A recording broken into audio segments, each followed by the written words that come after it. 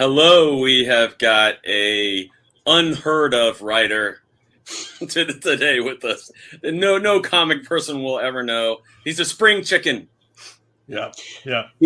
Chuck is listed in the Guinness Book of World Records as the most prolific comic book writer of all time. Yeah, just a young kid with a dream. So. Don't give up. Yes. Chuck actually, and that is not a joke for anybody who does not know, Chuck is actually in the Guinness Book of World Records for that. Yep. So he is Mr. Prolific, Professor Prolific. Chuck, I'd like to start with asking you, what is your view from the clouds of the comic book industry today? It's running off in every possible imaginable direction. It's a future none of us could foresee. We've gone like the music industry in the early 2000s. It's all a niche market. It's garage band comics. Yeah, that's what's going to rule the future for the time being, anyway. So you would say the prognosis for the big two is bleak. Yeah. I see them as turning into licensing houses. I mean, Marvel and DC will be like the Rather Group. They'll just rent their stuff out to somebody else to do. Well, a number of reasons for that: collapsing distribution system, inability to get product to market. But there's also the choices the big two have made in editorial content. Would you care to comment on that? Well, editorial staffing as well. I mean, that's it like all of these woke corporations, it starts in the HR department, and they hired, these, young go-getter careerists who are not comic book lifers to run the comic book business. And these people know nothing about comics. Yeah, I mean, the last generation of actual comic book lifers knew nothing about comics either. And this group knows less. Well, we had editors like Archie Goodwin and Denny O'Neil who came up writing comics and loving comics. You question the decisions these companies are making. It's almost as if they don't care whether they garner new readers or even old readers. When you look at the editorial decisions they're making, especially DC regarding all their legacy characters, you have to ask yourself, why are they doing this? Do they no longer care about entertainment? Well, it wasn't just editors. I mean, you had Jeanette Kahn, Paul Levitz, Jim Shooter, Stan Lee, Tom DeFalco. They cared about the future of these companies. They cared. They jealously guarded the reputations of these characters to make sure that they lasted for the next generation. This outfit, they simply don't care. Working at Marvel and DC is a resume enhancer for when they apply for a job at Vanity Fair or MTV. Yeah. So there's nothing in this for them. So they're just whatever they can get. Like, look at this. Look at how many Twitter hits I got when I turned, Captain Potato Salad into a bisexual. And you can, it's so transparent that this is what they're about. Like I said, they're careerists and they're tourists. Chuck, have you purchased any titles from the big two in the last couple of years? Nothing that wasn't 30 or 40 years old. They no longer send you books, do they? Oh, no, I haven't seen comps in ages. Nobody sends comps. Yeah. Not even Bang Conquest? You didn't pick that up? They did send comps of that. And they'll send they reprint something of mine. I just got some, Gundus omnibus of No Man's Land recently. So if I worked on it, I'll get it. But I don't see. Yeah, and people say, "Well, do you read current comics?" Not since they stopped coming free in the mail. Right. I used to go to the comic shop religiously on every Wednesday and scan the titles and pick them up. But somewhere along the line, I fell out of the habit, and it wasn't just because the comics were no longer interested in me. It's just my changing tastes. Yeah. But now there's nothing. I mean, the only current comic I think I follow, and it's barely current because of their problems. I like that Nora's saga from Allegiance. Yeah. Like, that's one of the best comics I've seen in a long time. But there's nothing there for us, and that, unfortunately, there's nothing there for tens of millions of other readers either, because they've sort of left or gotten out of the habit of buying comics regularly. Well, I find that my path forward lies through crowdfunding, and we've done a number of titles, including Thin Blue Line, which is up right now on Kickstarter, and we plan a whole bunch more. But as far as the major companies, I did write The Saints for Allegiance, and they just shipped the first book. But other than that, I see nothing for me in the legacy publishers for a number of reasons. But I just wonder, Chuck, how many titles are you writing now, and how are they being distributed? Because I know you don't run your own crowdfunders. I know you work with Richard Meyer a lot, and I've worked with Richard myself. But how many titles are you working on right now? Well, most of my work is for ArcTunes. And it's a free digital service. If you go to archaven.com, I think you've got the link here. Right. And they're weekly installments, but they might be weekly installments like 10 panels. So, right. So I'm writing a lot of different stuff because that's easy to keep up with for me. I write a couple of days and I can get months and months ahead of my artists. So you're not thinking in terms of a 24-page story? No, I'm thinking in terms of basically writing for a trade. And by that, I mean the right way to write for a trade, thinking of it as a feature film. And so, yeah, it's a shorter form in service to a longer form. How many titles do you have up on Archaven now? My main ones are My Sister Suprema, Something Big.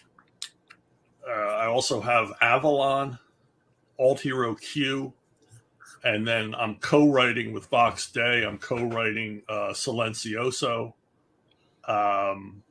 Midnight's War, and I'm adapting his Throne of Bones. And I've probably got a couple other things up there too. Yeah, because that's only 7 titles, Chuck. Yeah. Well, it's like I said, it's weekly installments. I'm writing the equivalent of like 10 pages a month on each one of them. How many pages do you write in a day?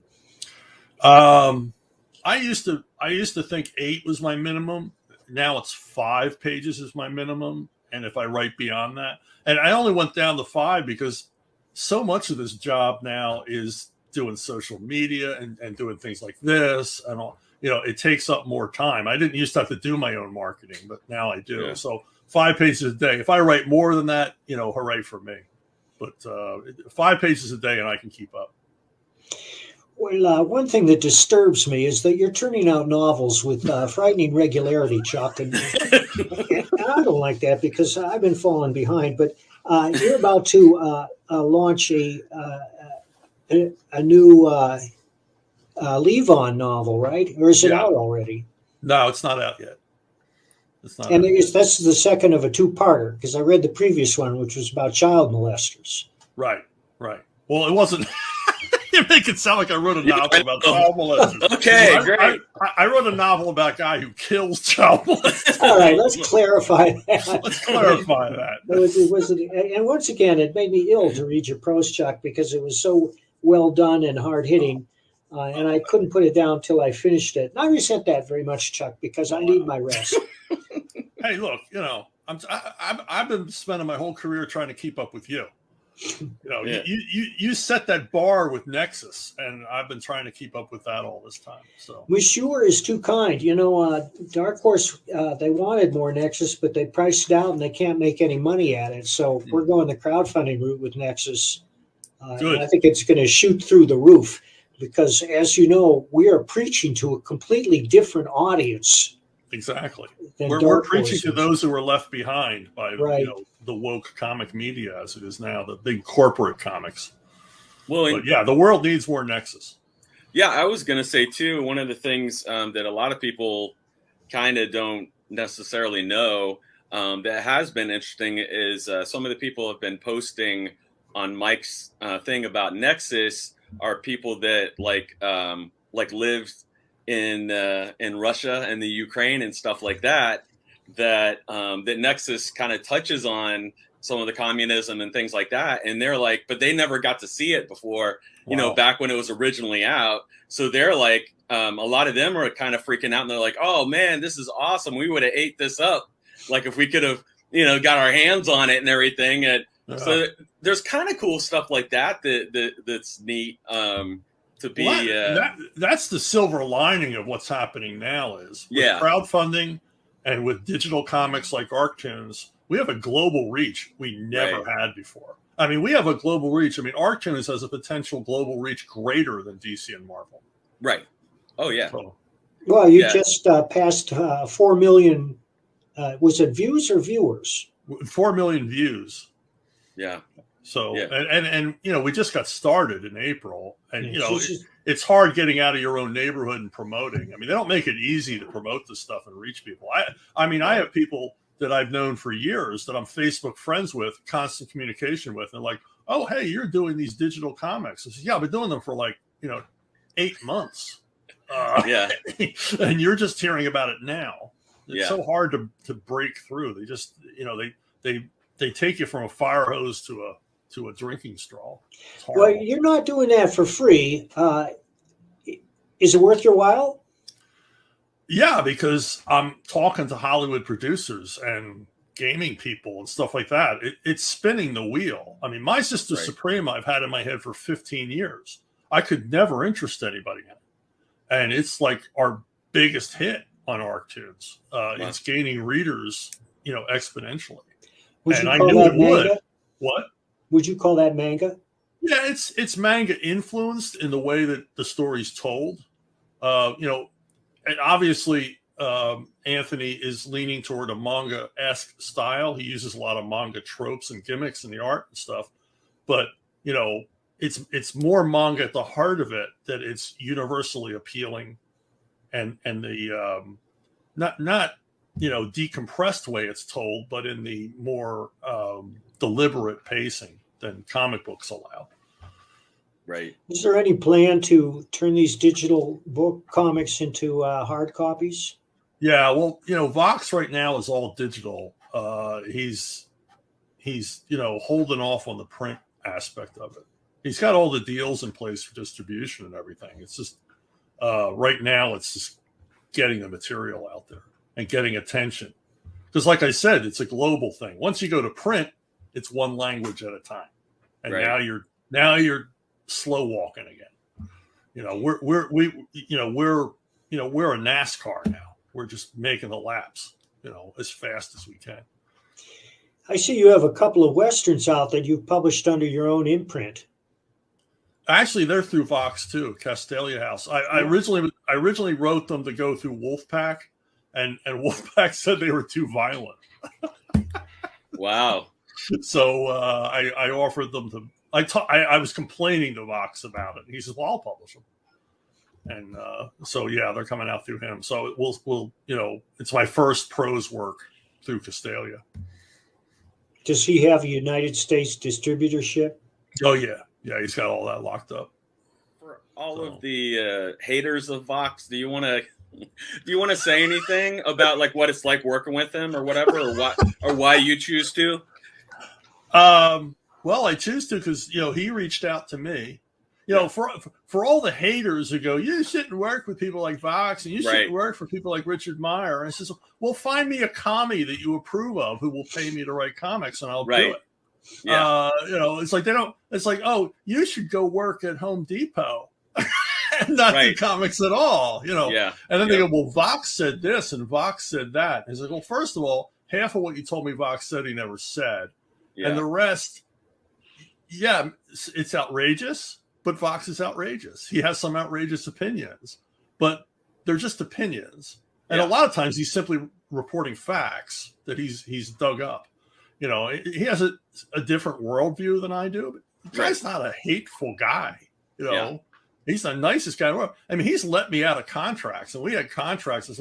Vox, I signed this contract with you, but I got offered a better deal. Yeah, go take it. So he's probably the least uptight guy I've ever worked for in comics. Yeah. Well, what's the rap against Richard? I mean, I don't understand why Richard Meyer is controversial at all. I just don't. He's never said anything about racism or anything. And he makes fun of contemporary comics. Maybe that's it. He dared to criticize Mark Waid. That's what happened there. So. I've had my own run-ins with the delightful Mark Waid.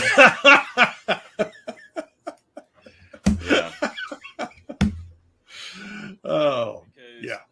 It's so weird how people will pick and choose stuff and then they'll just want to crucify him over it. I mean, it's just like Gandhi. Gandhi said things that people say are racist, not like he didn't have reasons for why he had the opinion of because the way stuff was affecting like his country. But then they like disregard all the other good stuff that, Gandhi said or did. And they do that with everybody nowadays. It's like, man, Abraham Lincoln. Yeah, George Washington, Lincoln, tearing down their statues. Yeah, and it's just, and that's the thing, like that with the companies and stuff like that. Like we can't control what the people that own the companies say or do, and but at the same time too, if they give us a platform to say something that we want to say, that's Vox has never told me what to write. Right. He's never censored anything I've done. We've discussed things, but I mean, I've read a lot of what he wrote, and it's like they're uncomfortable truths for the most part. Things he's written, it's like, well, I really didn't want to think of that way, but that's a way of looking at it. But it's not out of hate or malice or anything like that. It's just this guy's just reporting. And the thing is, his main thing. Oh, he's got a lot of main things, but one of them is national identity and national sovereignty. And it's like, okay, Japan should maintain a Japanese culture. That's a good thing. Right. But they want to put it, of course, in terms of white supremacy. And it's like, no, you have a culture. Huh? Evan Syatt has written a book called The Woke Supremacy, which is brilliant. And I can't recommend it highly enough. It explains exactly everything that's going on right now. And one of the things about the book is a brilliant defense of nationalism, which is in effect a defense of decentralization and local decision making. Right. And that's why they're warning against this one world government, which our elites are pushing for like rabid dogs, so that they can enrich themselves at public expense, enjoy perks the average person doesn't have, and punish their enemies. They never say that. They say it's going to lead to a new ideal society where everybody will prosper. But that's not it. It's always this greater centralization and centralization of power and the growth of government, which is now obscene and grotesque. It's like a cancer that's taken over this country. I don't think we can ever reduce the size of this government, barring some unforeseen circumstances. Yeah, it's ask the Lakota Sioux. Ask the Apache, ask the Navajo how, their deals with the government work out, and the importance of maintaining your heritage, and against all odds. I mean, years ago, they started this campaign because people in Appalachia weren't taking enough welfare or food stamps. They weren't taking the amount the government thought they should take. And they literally said, in government documents, we have to break their mountain pride. Wow. It's like, who wants leadership like that? You're going to break my pride?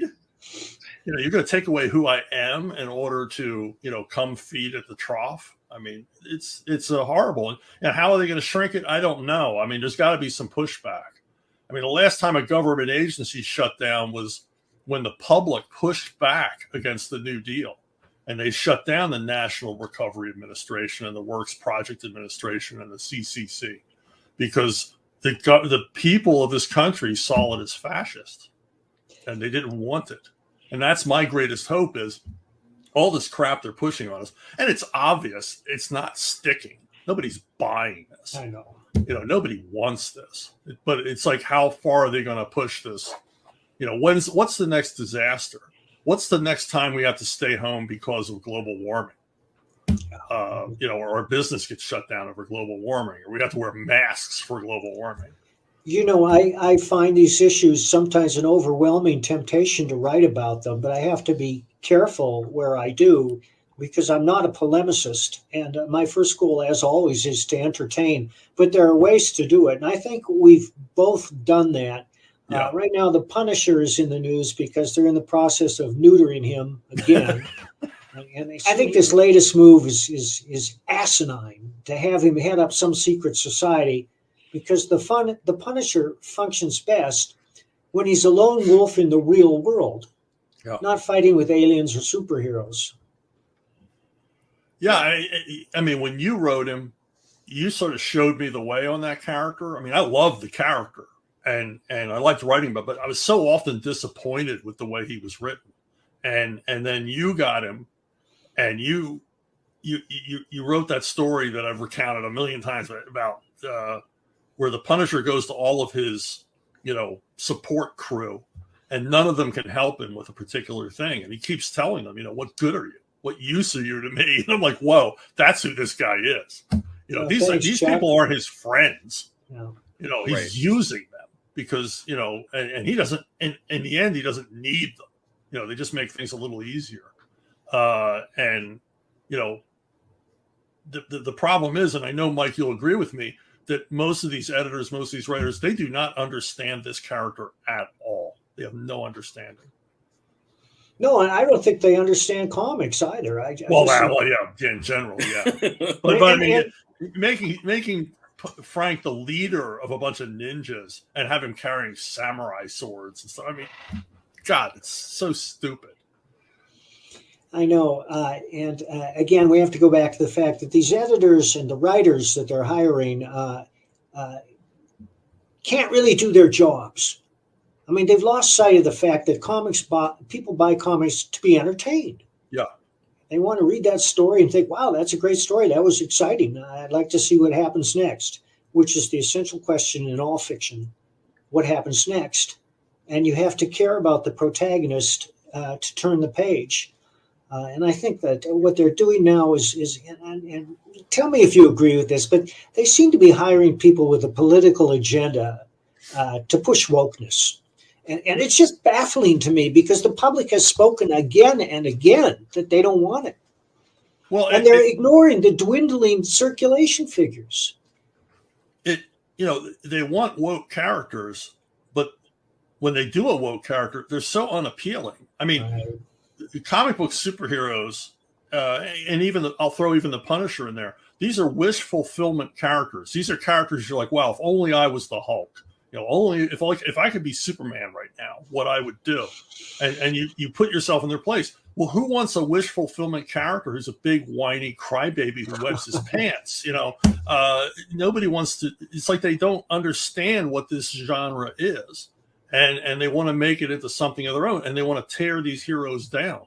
And it started decades ago with writers who couldn't write heroic fiction. So, and they had no idea how to do it, and found it distasteful.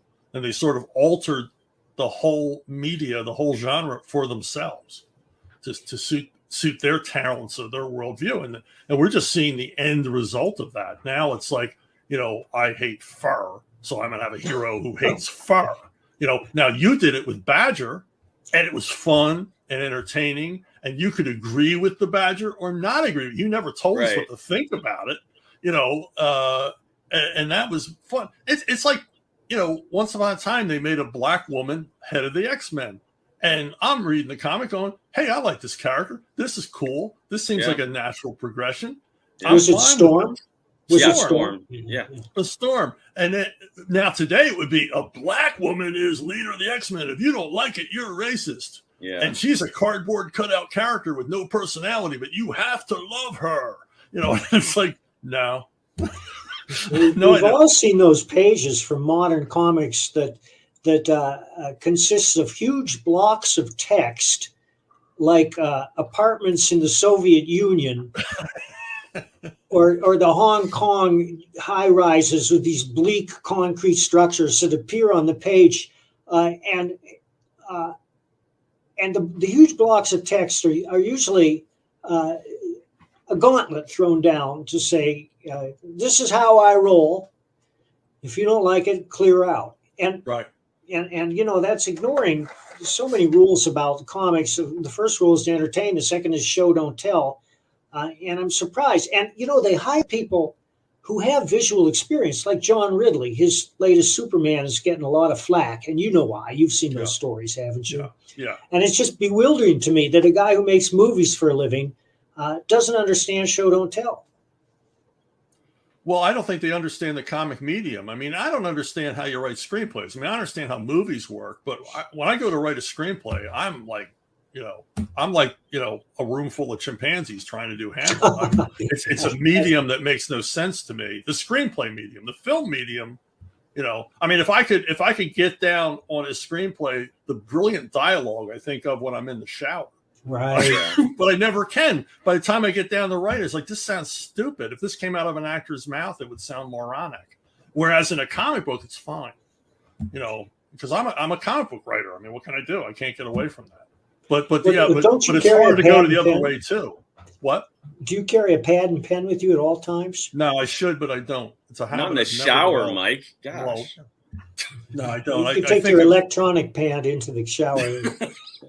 No, I do that too, so that those moments don't slip by. Yeah. I don't. And another little hint is, if you're in the shower and you think of a brilliant bit of dialogue, say it out loud, because that will fix it in your memory long enough for you to get out, dry off, and write it down. Yeah, I should, because man, I'm David Mamet in the shower.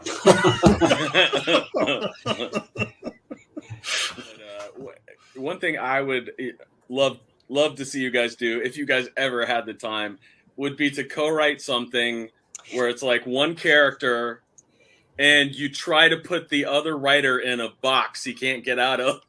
Well, I the first part of your statement is true, because I've been trying to think of a plot where we could combine Josh Pratt and Levon Cade in one story. And one of these days I'm going to come up with it, or else I'm going to bug Chuck and say, Chuck, you come up with it. You come up with it.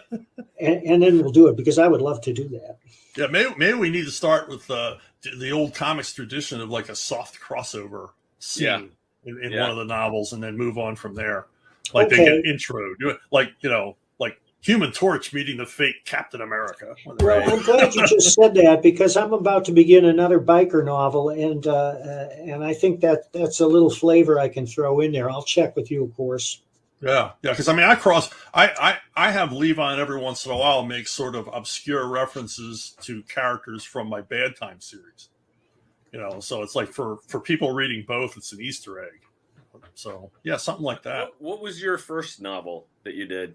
I wrote a series of SEAL Team's 6 novels. Right. Dynamite. That was my first. Basically, Dynamite paid me to learn how to write novels. They published novels? They started with me. I don't know if they still do it, but they wanted something to market.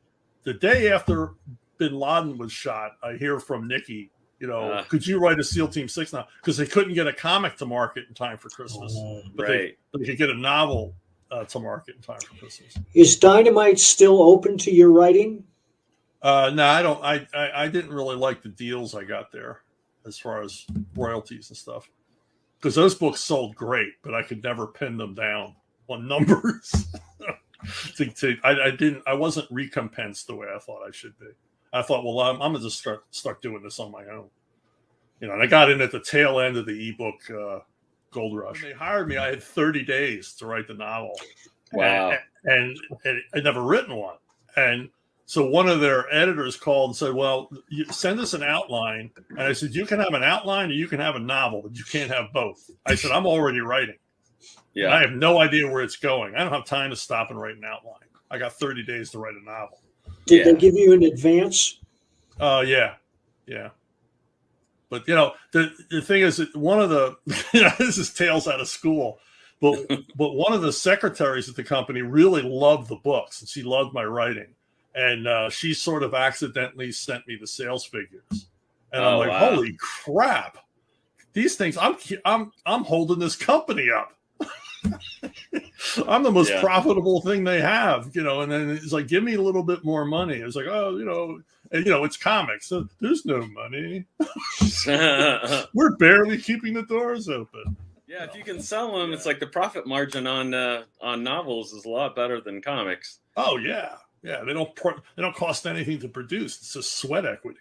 Yeah, that's why crowdfunding is such a boon, because people are willing to lay out $25 for a good comic.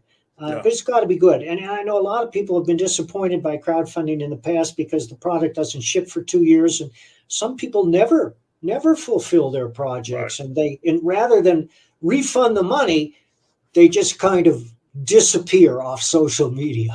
Yeah, and that's it. It's like when a politician leaves office, all their crimes are forgiven. It's like they're gone. We can't find them. Oh well. I mean, that's why more and more crowdfunding things I'm on are waiting until the project is complete before they start the campaign. I mean, I'm working on something now with Richard, and we're waiting till it's all done, and it can ship in 2 weeks. So. Well, that's what's cool about you doing the your weekly stuff with Archhaven and everything is being able to get stuff out there on a regular basis, because it's that's the other bad thing about doing crowdfunding is it's like you can have one issue and then 6 months later maybe another one, and at least you have the weekly, which is it's funny. It's almost like going back in time with the comic strips and the newspapers. Where you have to crank out so much. Yeah, we're very much looking at it that way. I mean, I look at my weekly installments like a Sunday comic strip. And we're doing more like daily format stuff, because the weird thing is we're finding out the shorter the episode is, the more people view it. So we're thinking eventually we're going to be like twice a week episodes. When you say short, do you mean you're putting up like 6 panels twice a week? Yeah, I mean, we've got ones that are like 2 panels, 4 panels, and they're invariably our most popular ones. Yep. Jeez, I got to get, I've seen that. Yeah, I've seen that on Webtoons and some other things too. Yeah, the ones that only have 2 or 3 panels, man, they get a lot of views. Yeah, and it's so I mean that's why I've shortened all of mine.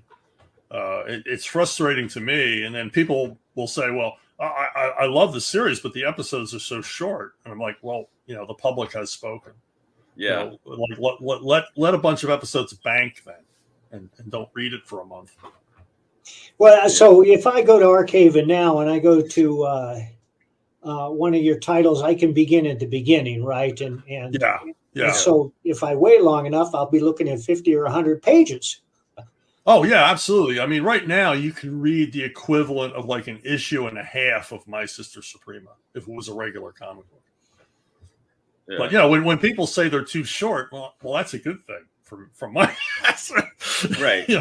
I wanted more. Yeah, okay, that's good. That's good. I want you to want more.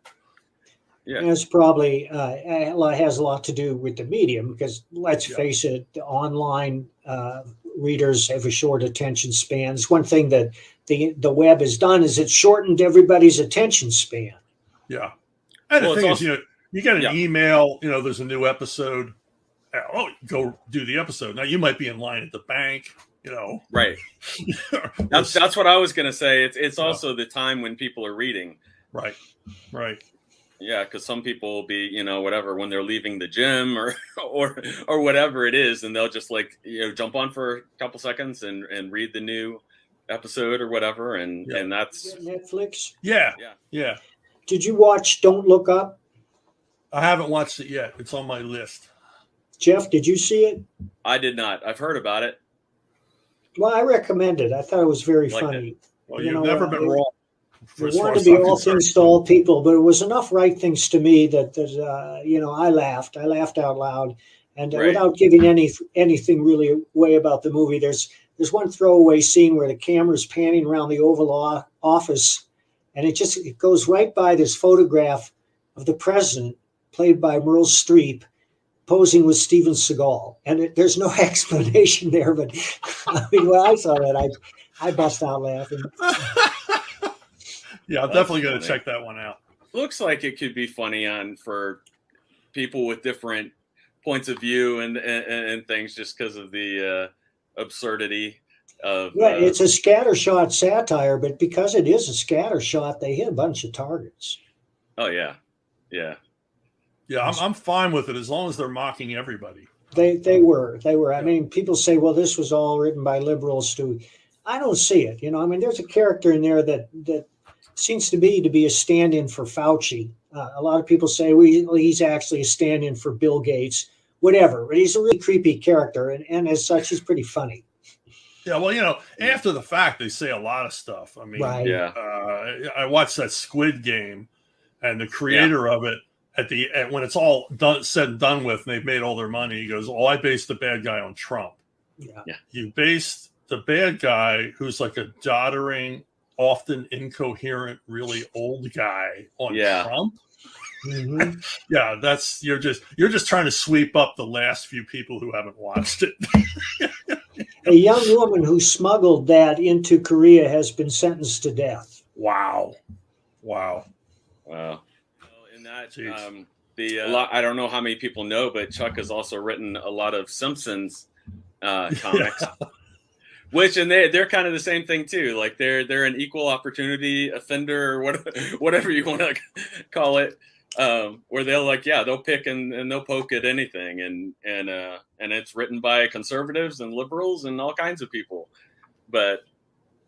Yeah, the only time they censored a gag of mine, they let me get away with murder when I wrote those comics, because I was hard on a lot of people. And the one time they censored me was they were in the Amazon jungle, and Lisa comes upon these people cutting down the rainforest, and she's lecturing them on global warming and not cutting down the rainforest. And while she's lecturing them, the forest is regrowing behind her. Yeah, they said, "No, we're not going to do that." What's the status of the Levon K TV show? It's kind of dead in the water. COVID and wokeism. Trying to get together a show that's primarily about a white guy is a tough sell now in Hollywood. Yeah. We're looking at this Jack Reacher show to see how well it does. And if that does well, I mean, Levon K's, the skids are greased. They'll know we need another Jack Reacher. So I see where Stallone just agreed to participate in a television drama. Yeah. Should be interesting. It's I forget which one it was. It was an interesting project. Well, let's take a look here. And he's 75 years old. Yeah. Did you guys see this stuff about him being a painter? No. And selling his paintings? No. They said, I think it was like something like he painted like something of Rocky before he actually filmed it or wrote it or something. It's possible. It was like, and they had pictures. They said, I guess it was because they had him so typecast and everything, like he was hiding that he was a painter. Until recently, and something did a big write up about it and showed him like painting and stuff. I was like, wow, that's breaking some stereotypes right there. It doesn't surprise me. I mean, Yeah. these guys hide this stuff. I mean, John Wayne hid the fact that he was like a great chess player. Yeah, because he thought this would separate him from the common man. Right. Stallone's new series is called Kansas City. Yeah. More often, creative people explode in all directions. Joni Mitchell is a pretty good painter. Yeah. Mm-hmm. And so are any number of actors and singers that also paint. He's a workaholic. He's always looking for something to do. I mean, he wrote about 3 episodes of Levon during the pandemic. He was sending them to me.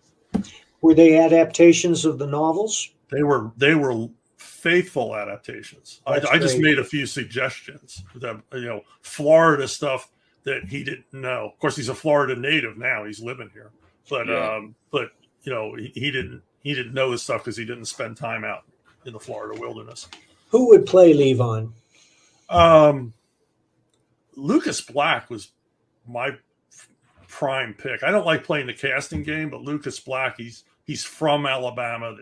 I think he's a terrific actor, and I think he's totally underused. He's got this Steve McQueen vibe to him. For those of you who don't remember him, he was the kid in the third Fast and the Furious movie. Oh. He's only 5'9", Chuck. Oh, come on. Who cares?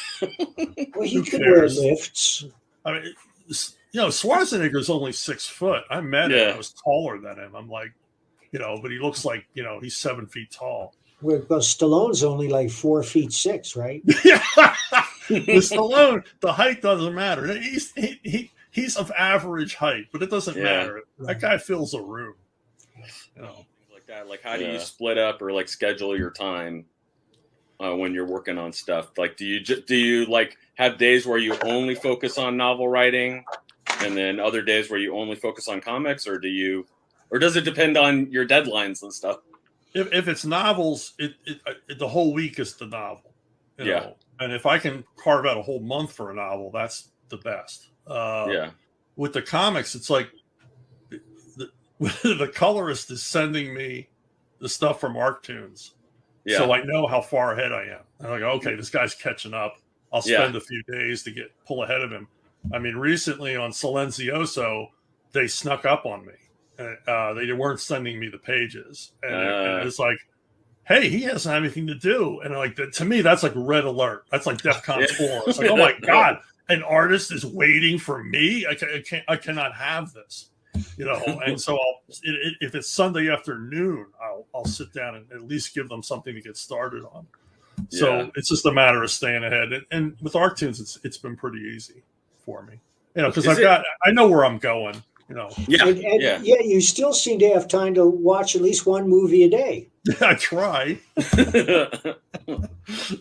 Have you seen Let Him Go, starring Kevin Costner and Diane Lane? Yes. That was a neat movie. Blew me away. Yeah, I like everything Costner's done in the last few years. I was never that big a fan. The last few years, I've grown to appreciate him more. But tough story. Yeah, and one thing that I found as I get older is I can't really enjoy an entertainment unless I believe it could actually happen. Yeah. And that applies to science fiction and fantasy too, because when I watch Alien or Aliens, I believe it totally. They get every detail right. I believe it could actually happen, but a number of programs like Nobody starring Bob Odenkirk, did you see that? Yeah. And at the end, they're mowing down thousands of nameless, faceless assassins, and there's not a cop to be seen. And they lose me at that point. Yeah, it's fun up to a point, but it has to convince the reader that this is a real story. That's how you get respect, by showing something you believe could actually happen. Of course, it has to be witty and moving and all that too, but for the most part, you don't want to puncture that illusion of reality or suspension of disbelief. Well, Nobody is a great example of it, because it starts out in a real world with a real reality that we can relate to, and then it goes off the rails. I mean, when the dad shows up and he's great at killing people, and ridiculous. It's like this is not what you told me this was going to be. I wanted this I wanted this realistic world you introduced in the first act to be consistent throughout. Yeah. I mean, at the end of Breaking Bad, he's not a ninja. He's still a high school teacher who's willing to kill people. One of the most remarkable series of all time. Because remarkable as it ever got on the air. Yeah. Yeah.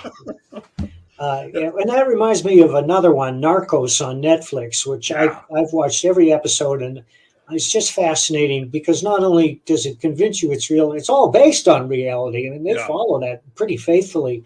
And it's also interesting. You never got the impression they were vamping. No. And it's also apolitical. Everybody comes under fire on that show. The failures of all the governments, no matter who was in charge, get reamed. It's and I think it seems like a very honest, from everything I've read about that era, it seems very honest. I mean, when you're watching the show and you're like, whoa, I remember reading about that in the newspaper. I remember seeing that on television. Oh yeah, and they use real TV clips too. And I mean, they'll cut to President Clinton talking about the problem or whatever. Hey, what do you think of Scott Adkins as the Punisher? I'm okay. I'm okay with anybody. I like I said, I don't like playing the casting game, right? Because I remember when they cast Hugh Jackman as Wolverine, and the fans Yeah. are like, he can't be Wolverine. He's too tall. He's too this. The movie comes out, and they're like, we love Hugh Jackman, and no one else could be Wolverine. Yeah. That was like Michael Keaton too with Batman. Yeah. I mean, it's like, Robert De Niro played Al Capone. I mean, Robert De Niro is like a midget, but he played Al Capone. So, yeah. Have you seen this new Damnation Alley? Oh, no. Nightmare Alley. No, I like don't want to see it. Oh, man. I'm going to have to see it because it's such a great story. I read the book. I saw the original with Tyrone Power, which is one of the greatest Mall movies ever made. It's just brilliant. Yeah. And this one's getting mixed reports, but Guillermo is always at least entertaining, I think. I mean, he knows how to frame a shot. Oh, yeah. Yeah, I just think he's, I don't know. He goes fanboy on some material. I'm just not. There's some movies, it's like, leave it alone. Don't touch this movie. And Nightmare Alley was such a. I mean, can you imagine how shocking that film was to audiences at the time? And it's still shocking now. I mean, the power is still there. I can't imagine what that was like to see in a theater at the time. People must have been freaked out. Well, I have high hopes because we both love noir. Yeah. And we wish that Hollywood produced more quality noir. And I wish they understood what it was. Yeah, I do too. But I will name two films where they did get it. And one is Chinatown, and the other is L.A. Confidential. Yeah. And in L.A. Confidential, they had the book to fall back on because, I mean, Elroy is nothing if not noir. The funny thing about Elroy is I think he's written himself into a corner. Yeah. The last couple of books of his were just bewildering. They were like the book of random numbers, trying to keep up with the plot. Yeah. He lost me. I forget what the last one I read. I couldn't even finish it. It's a shame. But it is. But I mean, look what he gave us. Right. You can't do that all the time. You know, it's like James M. Cain. You read his later novels, and it's like, what the hell, But apparently, he had some sort of brain condition. Well, Robert R. McCammon, who's one of my favorite authors, then he started doing these period pieces set in the 19th century or the 18th century about American mystic ghost hunter or something. Have you read any McCammon? Oh yeah, early stuff, Boy's Life and that stuff. Yeah. I don't know. I don't get it. I guess these are passion projects that he had to get out. But for me, when he writes in this stilted 18th century style, I don't go for that. Well, some guys can switch hats like that. Some guys can. I mean, look at Michael Crichton. He could do that. Yeah. He could write in that, almost movie treatment shotgun style and then do something like, Eaters of the Dead or Great Train Robbery. And it's perfectly in period. And, without missing a step.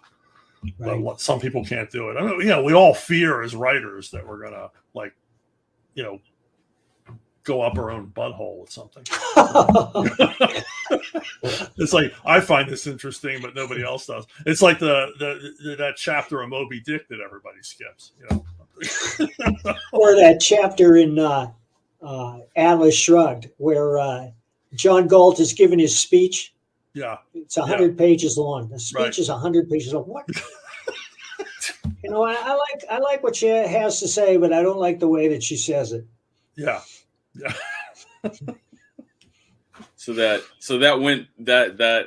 defied your sense of believability, Mike, with the 100 pages. It wasn't that. It's that, again, I can't stress this. If you're trying to sell a book, a novel, or a movie, your number one goal is to entertain. Because if you're not going to keep the reader enthralled, if the reader does not care what happens next, because they do not care about the protagonist or the plot, and they don't connect with that, then you failed.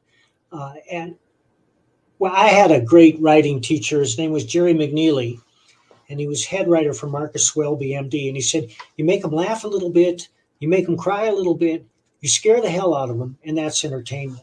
Yeah. For a succinct description of what you should be doing, I can't think of anything better.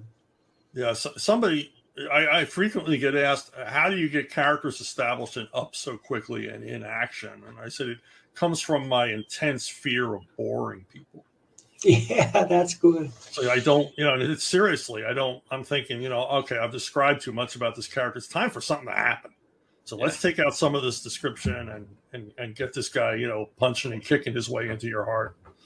Do you outline? No, you always ask me this. No, I don't. I might do a chapter breakdown on something, but generally I wing it. Syracuse. It's terrible advice. It's terrible advice for writers. It's like because I've been outlining for the last 10 years or so. I'm a big believer in it, but I think I'm going to wing the next one because I've got a couple of good ideas. But you know who else didn't outline was Elmore Leonard. Yeah, and obviously Raymond Chandler. It's like I think Raymond Chandler changed his mind on his novel every day when he woke up. It's like I think I'll do this now, But who cares? The guy couldn't plot to save his life, but who cares? But yeah, Elmore Leonard, I can see it, and you can see in his failures where it didn't work. You did not catch the magic, but when he did catch the magic, like holy crap, he was standing on the third rail. Yeah, I'm a big scene kind of guy, which is how Chandler worked. I've got these 3 big scenes, and how do I string them together into something that seems like a story? All right, that's going to help me because I'm thinking of this new novel, and I know I have an idea for it, and I was going to start outlining it and making notes. I might just wing it.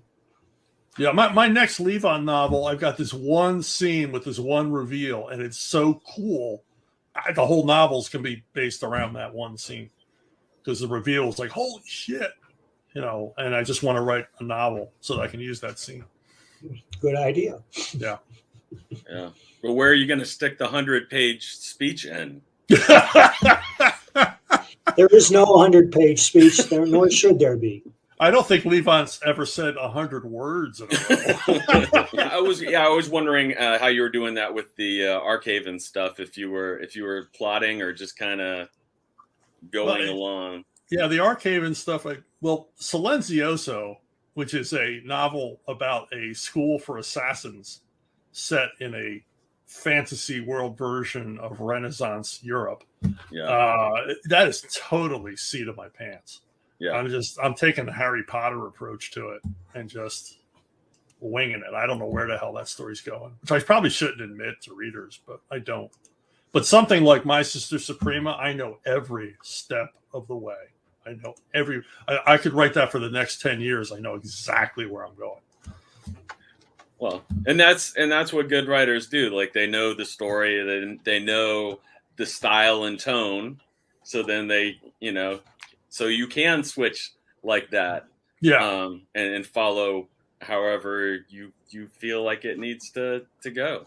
Yeah, they all demand different approaches. I mean, I'm struggling with a Western novel right now, but I know in the end everything is resolved through violence. Right. So I know ultimately where I'm going. It's how do I get there? A lot of readers don't like to hear that, but it's really okay when it's a professional that's doing it.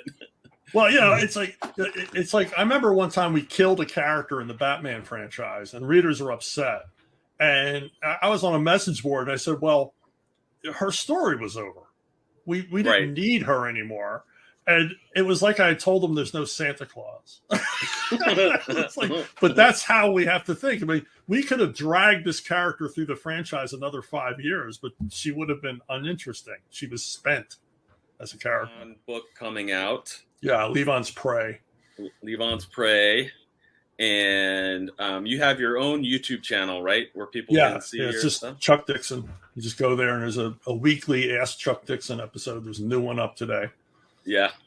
So. Which is really good. And he has definitely follow him on social media. Mostly you're mainly on Facebook, or are you? Mainly on Facebook, yeah. Yeah. I think I have accounts at Instagram and stuff like that, but I'm not even really sure. Yeah. And definitely check out the stuff he's doing on archiven.com or ArcTunes. Do they have an app or anything for that?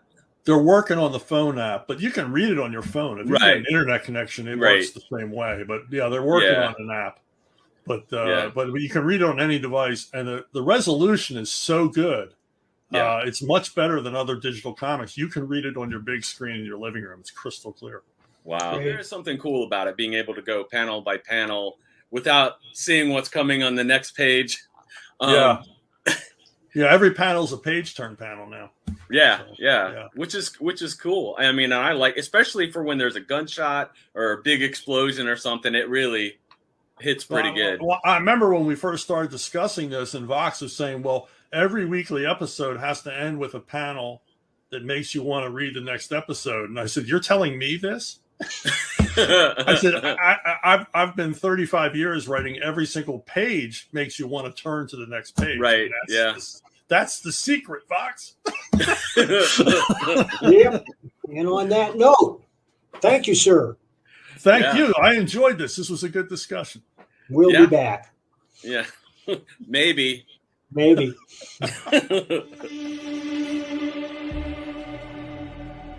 Hi, this is Sean Hainsworth. I saw Star Wars when I was 11 and it changed my life. My friends and I started making Super 8 science fiction films in the basement. Here I am in a clip from our space adventure, Battle in Outer Space, complete with ski goggles. During that time, the old Buck Rogers and Flash Gordon serials from the 1930s and 40s were still on television, and the new Buck Rogers looked like this. Someone isn't gonna like that. I went on to study film in college, made a number of independent documentaries, and I've written several screenplays. For my day job, I work in computer science in the fields of machine learning and artificial intelligence. The idea for the Killing Machine started when I was watching a lot of samurai movies from the 1950s and 60s. The original concept was that Richter was a masterless samurai, a robotic warrior lost during battle who wandered the galaxy in search of purpose. I continued to develop this idea over the years, eventually replacing the samurai-inspired narrative with the story of the Hand of God.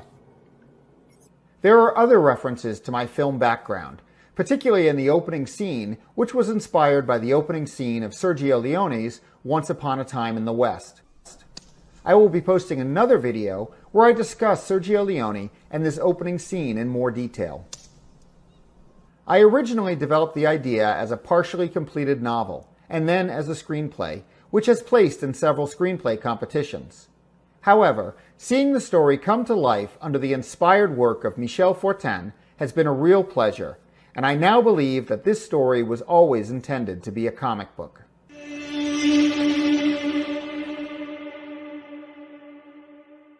All right, so that was a really cool video. I loved all of the background stuff where you talked about making films growing up, and I can still remember standing in a huge line for Star Wars when it originally came out and everything too. So I can definitely relate to that stuff. Okay, first we have to say, okay, tell us a little bit about your day job your day job stuff, and does any of it?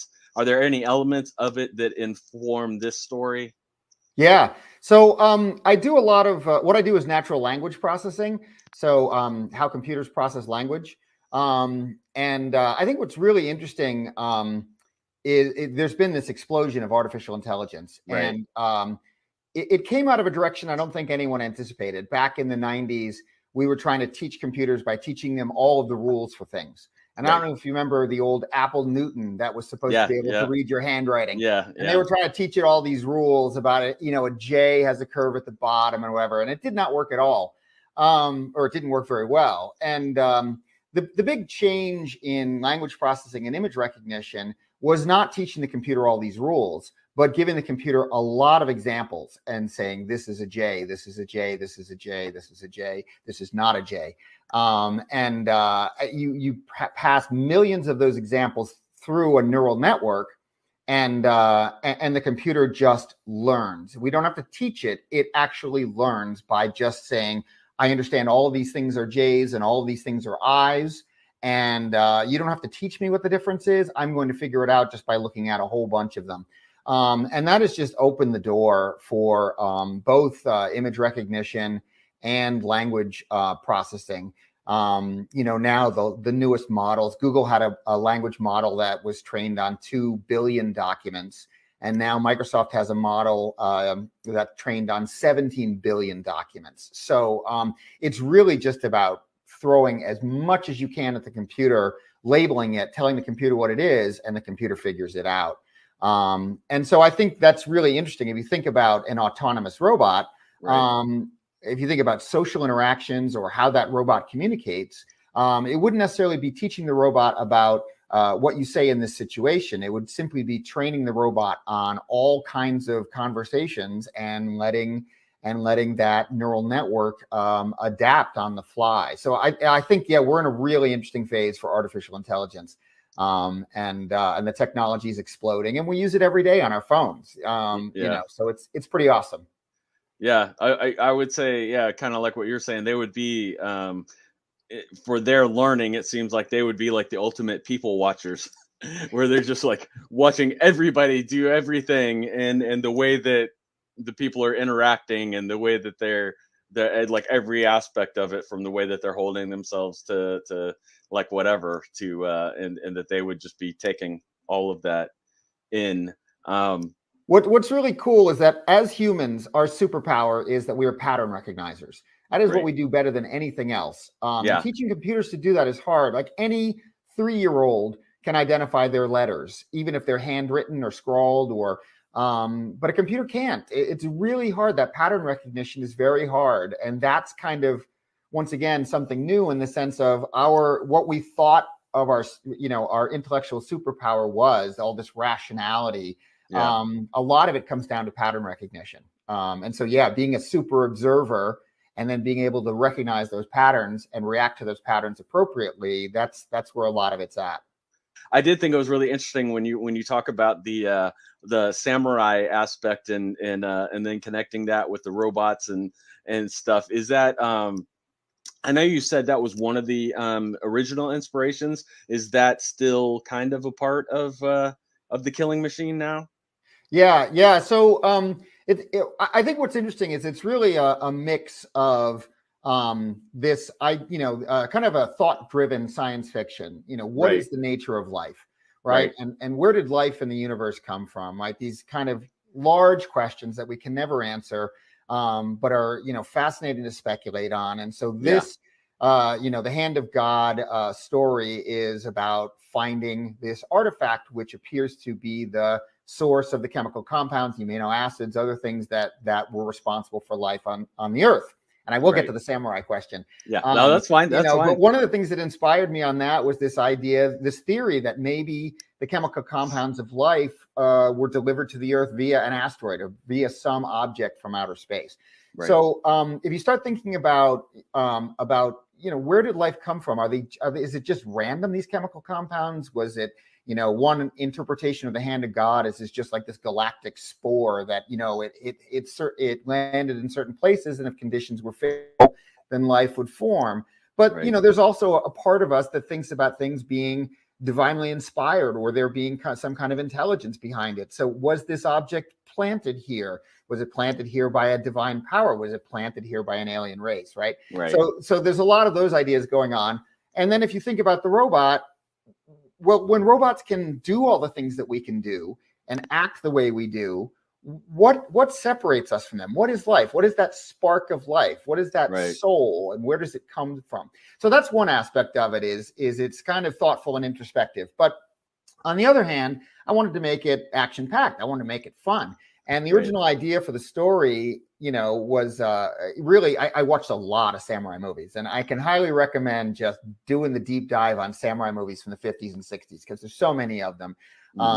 But one of the, the major themes is this idea of a masterless samurai, this fighting warrior whose lord is defeated and who has no castle and no mission, is just sort of wandering around.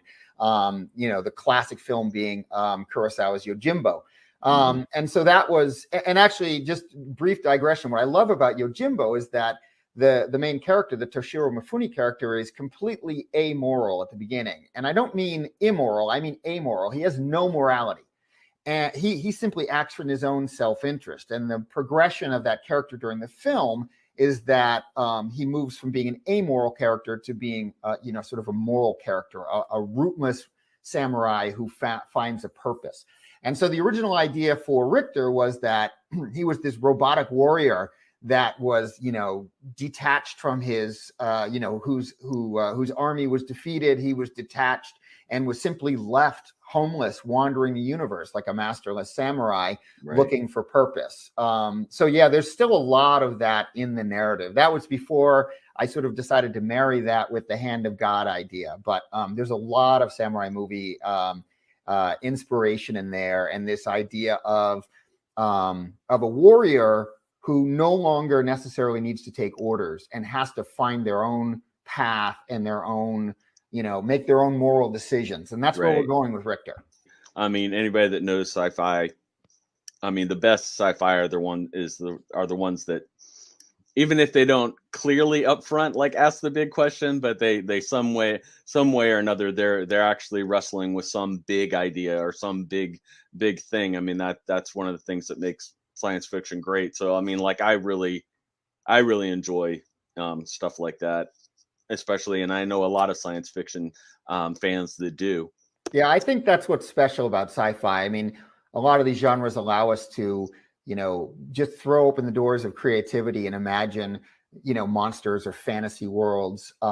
But science fiction often really gets at those big questions: the nature of life, the nature of the universe, the nature of time. And I think that's what's special about the genre to me. And the original Star Trek was great in that regard. I mean, Roddenberry really wanted to ask those big questions about humanity and our place in the universe. And, I definitely grew up watching a whole lot of Captain Kirk. So, yeah, that was ingrained in me pretty early. So I'm curious about like your universe or whatever. Like, is this a colonized solar system, or like what is your universe and like your time period that this story is set in? Yeah, so it's a kind of not too distant future. 2073 is the discovery of the hand of God. So definitely in the future, but not so far in the future as to seem remote. And no, it's not a colonized universe. What the sort of twist on the story, and a lot of this, you guys are getting a lot of preview because a lot of this will come out in issue 2 and issue 3. We're going to go more into the backstory, but the idea of the hand of God is not only do they realize that it's responsible for some of the chemical, basis of life on Earth, but it's also kind of, flashing, pulsing in this complicated pattern. And when that's decoded, they actually realize that is providing a signal for a galactic coordinate. And at that galactic coordinate, there's a portal to another galaxy. So in some way, this hand of God is related to another part of the universe, which leads more toward the idea of not a random universe, that this thing was planted, right? And so, we explore, we go through this portal, and we discover, in another universe, an alien race with a similar object. And so the mystery deepens, right? Are these objects related? Do they lead us on a pattern that might lead us to another portal? But of course, humanity, there's a lot of takes on it. There's this idea that we should have this, we should take this. This is, if this is the divinity of our existence, we need to own it and understand it, and we should take it from the alien race. And so that's what leads to a lot of the conflict and the idea of a crusade, because it's this religious mission to possess this religious artifact, and that's what leads us in conflict. So it's really two races, the human race and this alien race called the Tal, and the battle between them over this object and the meaning of this object. I try to spend a lot of time on character development. So in addition to Richter, the main human character is named Lieutenant Coney, and they have this kind of great relationship that in some ways was inspired, I mentioned the Kickstarter, by the C.S. Forrester books about Horatio Hornblower, and not science fiction, but if you've never read them, they're tremendous books. So she's a really interesting character who has had to overcome a lot of obstacles in her life, and in a way is going to become sort of the moral center of the story, because there are a lot of questions of morality. So aside from a lot of the cool sci-fi stuff and the imagery that Michelle is coming up with, what I'm really hoping is that this is a really satisfying story that's well thought out from a plot perspective, very action-packed, exciting, not going to fall too far into philosophy without, Right. without some butt kicking and some Yeah. laser battles, but well-developed characters and hopefully something that's really satisfying. That's my hope. Are there any cool perks or anything that you have on the Kickstarter? Or? Oh yeah. So I think we have one of the coolest perks that I'll get to in a second, but we've got some early bird specials. So I've got this really nice SHP logo that you see behind me. Right. Hardbound, notebook journal with a, nice elastic. That's going to be free with a number of the tiers. But the cool thing is what we're calling the Guy Fleegman. Guy Fleegman's the Sam Rockwell character from Galaxy Quest, who, is convinced that he doesn't have a name because he's the crewman who dies on the planet to show the situation is serious. He doesn't even have a last name. So what we're offering at that level is, and there's a limited number of them, is we will draw your face onto one of the characters who dies, on the planet randomly. And we'll send you a signed, finished page of your death sequence. So you get to have a death cameo, which I think is really cool. But a lot of other one interesting perk we have is hop on a phone call with me and we can talk about AI and we can talk about samurai movies, and we can talk about spaghetti westerns, and we can talk about comic book ideas or whatever. So I don't know if anyone wants to talk to me, but that might be a fun perk. I love to talk to people and hear from people who are reading the story, get to know people at cons or wherever. So I hope that's a perk people take advantage of. But yeah, there's a lot of nice stuff out there. We have a behind the scenes booklet where I go into a lot of the details, show a lot of the artwork in process, some of the sketches and notes and how we visualize things and some of the influences of the different films that went into it. So I think a lot of good stuff. Yeah, I think it's great. You're letting people be a red shirt. Yeah, exactly. And join at any level. I mean, it's just great to have support, and I really hope this story, is going to be one that your viewers want to follow. I really, really hope that this can be, comic book people, are excited for issue 2 because they want to find out what happens next. Right. Yeah. No. And I'll bring this up because, and I've said it before, but I've had people like apologize, like if they could only pledge at like the $5 level. It's like, don't apologize. Like every little bit helps. And it's like, and you don't know. And that was the thing that I told a lot of people too, is like, you don't know how much it helps, like just adding every person to how many supporters you have, like, and it helps all of the algorithms and everything else. Like every little bit of anything that you do helps. And even if you are broke, like a lot of people after the holidays and with the difficult economy, but you like the idea, it's like share it on social media. Share it in real life. You can just anything you can do, like it helps. And don't feel bad if all you can do is like $5 or $10 or whatever, or $1. We've got the tip jar. Yeah, just, drop some change in the tip jar. So anyways, I will let you go, but thank you for being on, and definitely check out The Killing Machine. Thank you so much.